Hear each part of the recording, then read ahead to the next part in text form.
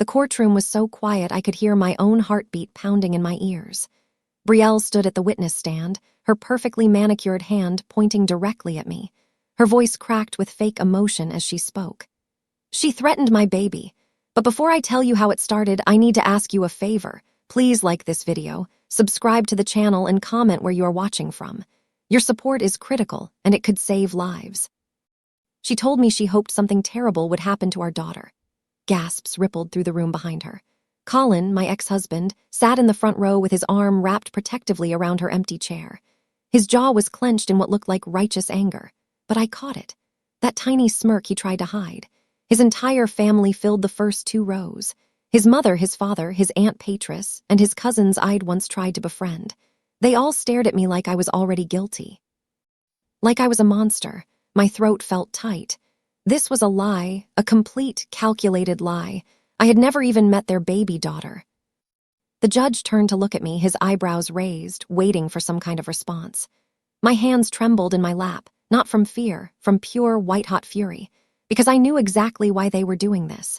This wasn't about protecting a child. This was about erasing me completely, about rewriting their perfect family story so I never existed in it. My lawyer, Patricia Hayes, squeezed my shoulder gently. She leaned close and whispered, "Stay calm. We've got this." I nodded slowly and looked back at Brielle. She was dabbing her eyes with a tissue even though there were no actual tears. The performance was almost impressive. Almost. My name is Danica Reed, and if they thought they could destroy me with a lie, then they had no idea who they were dealing with. My mind flashed back to 3 years earlier. I was standing in our bedroom, the one Colin and I had shared for 8 years, packing the last box of my belongings. Colin leaned against the doorframe, watching me with this casual indifference that made my stomach turn. "You'll land on your feet, Danica. You always do," he said, like he was talking about a minor inconvenience, like he hadn't just spent the past year slowly destroying me. The gaslighting, the lies, the cheating. All while telling me I was being dramatic, paranoid, and difficult. He left me for Brielle. The woman with the glossy hair and designer clothes. The woman his family instantly loved. I remember carrying that box down the stairs, feeling like I was carrying the weight of my entire failed marriage. But I survived. I rebuilt. And that apparently was my biggest crime. Colin's family had never truly accepted me. His mother, Eleanor Pierce, had a way of looking at me like I was something she'd stepped in. Polite on the surface, but cold underneath. At family dinners, she'd introduce me to her friends as Colin's wife in a tone that suggested I was temporary. His father, Howard, barely acknowledged my existence unless he needed something. Once, at a holiday party, I overheard Eleanor talking to her sister. "She's serviceable, I suppose." But not quite our caliber. The words had stung then. Now they just seemed pathetic. When Colin brought Brielle to a family event just 2 months after our divorce was finalized, they embraced her like she was royalty. "Finally," Eleanor had said loud enough for me to hear through a mutual friend. "Someone who fits." I tried to move on with dignity. I focused on my job as a graphic designer. I spent time with real friends. I stopped attending events where Colin's family would be present, but they couldn't let me disappear quietly. 3 months after the divorce, I started getting text messages from an unknown number. The first one said, "Stay away from Colin, you're embarrassing yourself." I stared at my phone, confused. I hadn't contacted Colin at all. The second message came 2 days later. "He's happy now, move on or else." The threatening tone made my skin crawl. I took screenshots of everything. I saved the numbers. I documented the dates and times. Something in my gut told me this was just the beginning. I'd learned the hard way to protect myself, to keep records, to never assume anyone had my best interests at heart. Then came the grocery store encounter. I was picking out apples in the produce section when I heard her voice behind me. "Danica." I turned to find Brielle standing there, one hand resting on her very pregnant belly. She had this sweet, concerned smile on her face, the kind that looks kind but feels like a trap. "Hi, Brielle," I said carefully. She stepped closer, lowering her voice to a whisper. "I just wanted to ask you, woman to woman, if you could maybe stop contacting Colin. It's making things really uncomfortable." I blinked at her, genuinely confused. "I haven't contacted him at all." Her expression shifted to something that looked like pity. "Oh, you're in denial. That's sad." Before I could respond, she turned and walked away, leaving me standing there with my mouth open. I felt like I'd been slapped. 2 days after the grocery store incident, my phone rang. Colin's name flashed on the screen. I almost didn't answer, but curiosity won. "Hello." My voice was flat. "Danica, you need to stop." His tone was sharp, accusatory. "Stop what?" I asked. "Stop harassing my wife. Stop calling. Stop showing up. Just stop." I felt my anger rising. "Colin, I haven't called you. I haven't been anywhere near you or Brielle." He made this annoyed clicking sound with his tongue. "Danica, just admit it." "You're obsessed. You can't let go. It's pathetic." The line went dead. He'd hung up on me. My hands shook so badly that I dropped my phone onto the couch. Something was very, very wrong. They were building a narrative, a story where I was the crazy ex-wife who couldn't move on, and I had no idea how far they planned to take it. A month later, a thick envelope arrived by certified mail. I had to sign for it, which immediately set off alarm bells in my head. Inside was a formal letter on expensive letterhead from a law firm I didn't recognize. The letter stated that I had been observed engaging in harassing behavior toward Colin Pierce and Brielle Pierce. It claimed I had sent disturbing messages and had appeared at their residence on multiple occasions. Every single word was a lie. I read it 3 times, my heart pounding harder with each pass. Then I noticed something strange. One particular phrase in the letter was almost identical to the wording in those anonymous text messages. "You're embarrassing yourself by refusing to move on." Too similar to be a coincidence. I grabbed my folder of screenshots and laid everything out on my kitchen table. Patterns started to emerge. They were framing me. I didn't cry. I didn't call Colin screaming. I didn't send angry emails. Instead, I did what I do best. I organized. I printed every screenshot. I made a timeline of every incident. I noted every inconsistency in their claims. I pulled my work schedule to prove I'd been at my office during the times they claimed I was stalking them. I requested security footage from my apartment building showing that I never left on certain nights. I gathered bank statements, phone records, and GPS data from my car. Everything that could prove where I was and what I was doing. My friend Simone came over one evening and found me surrounded by papers. "What is all this?" she asked. "Insurance," I replied. "They're trying to destroy me. I'm making sure they can't." Then they escalated. The real blow came 6 weeks later. Another envelope. This time it was a court summons. Brielle had filed a formal complaint claiming I had threatened her unborn child. The document stated that I had confronted her in public, made verbal threats about hopping, something terrible would happen to the baby, and had been stalking her for months.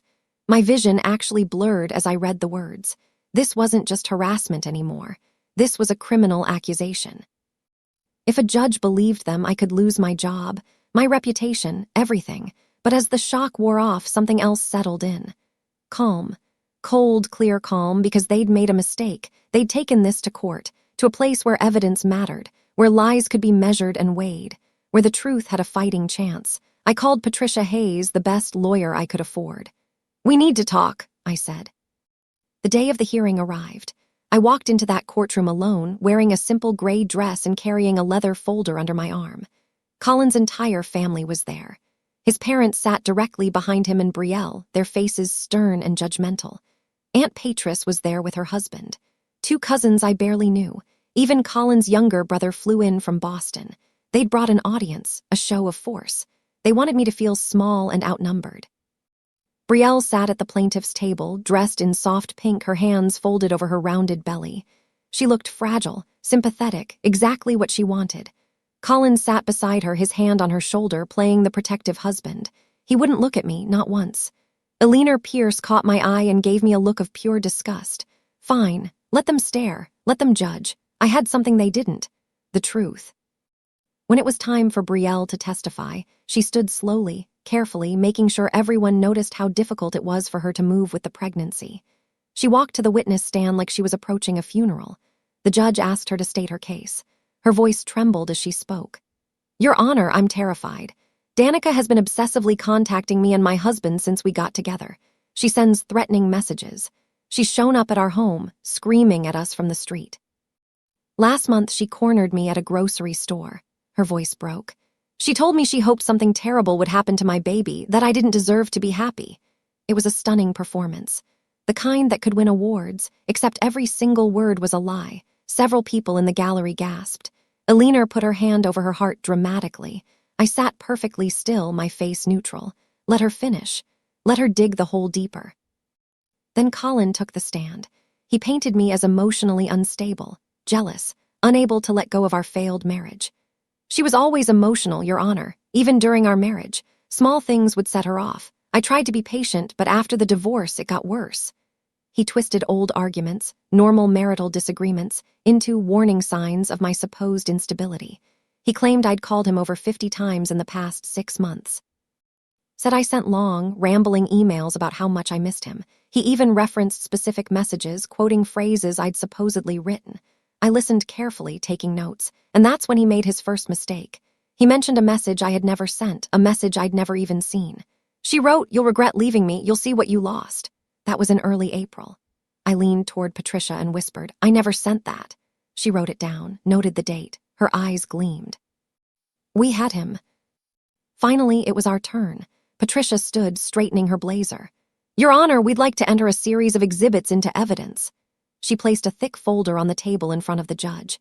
Inside were printed screenshots, time-stamped and verified. Phone records from my carrier show every call I've made in the past year. Security footage from multiple locations. Bank statements. Work attendance records. Everything is documented, organized, and undeniable. The judge began flipping through the pages slowly. His expression shifted from neutral to confused to something that looked like anger. The courtroom was silent except for the rustling of paper. Colin shifted uncomfortably in his seat.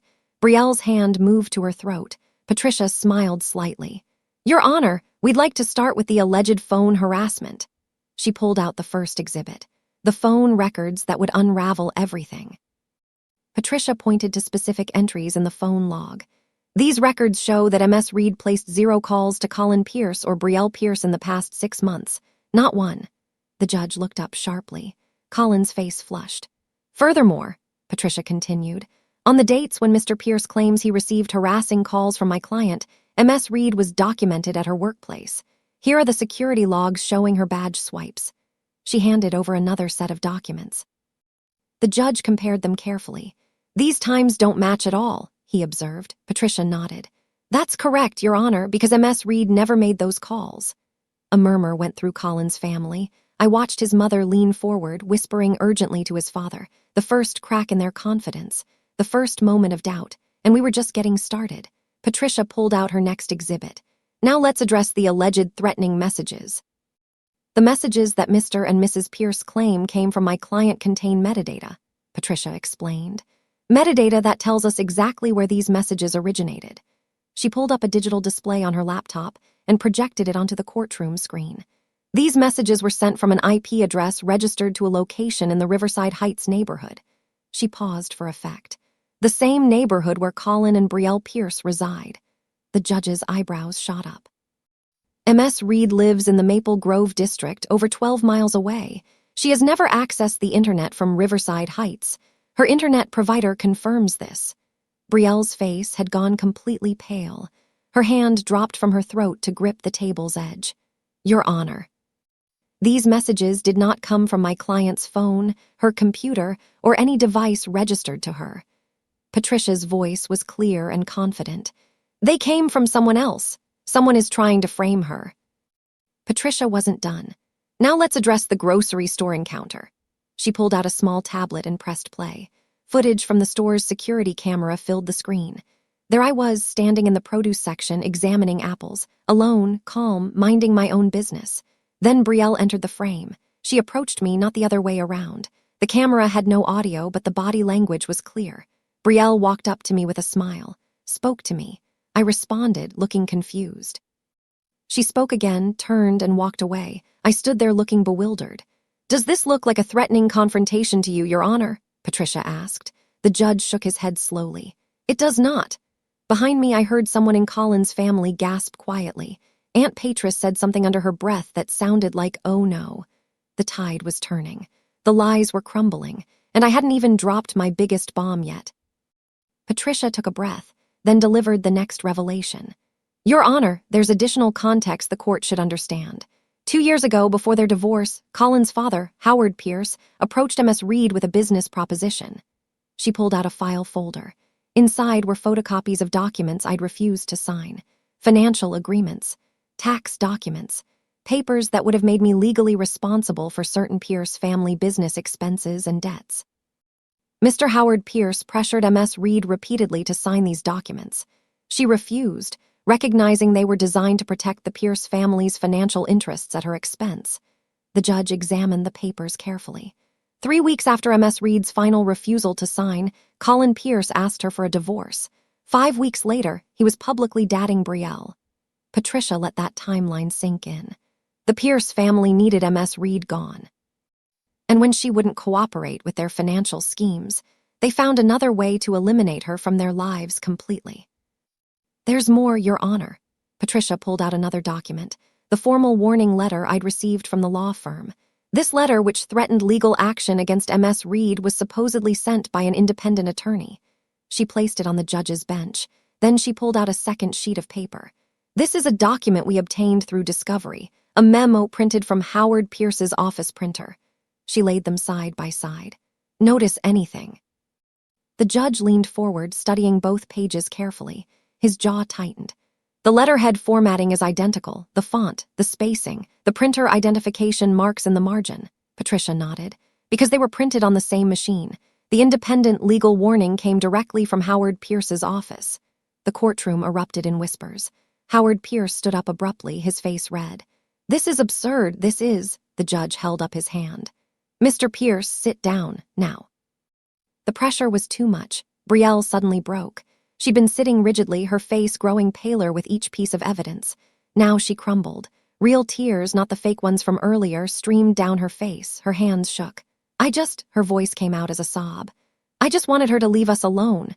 Colin said she'd ruin everything. He said she was dangerous. He told me we had to protect ourselves." She was spiraling, words tumbling out.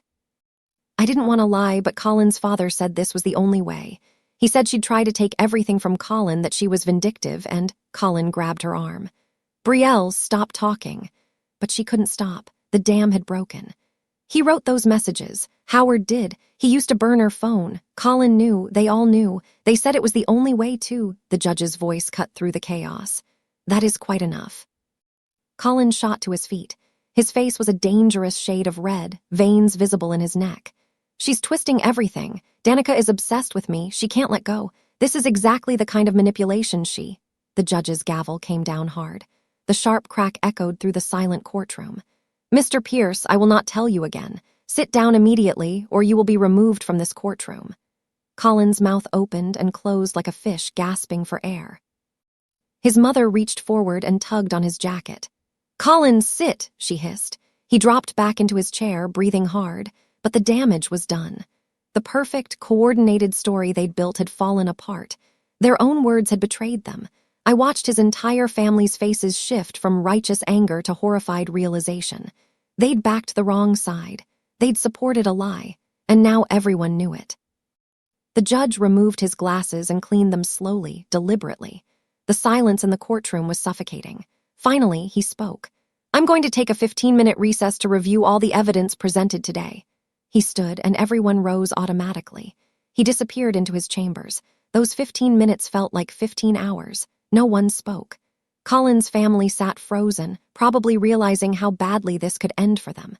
Howard Pierce's face had gone gray.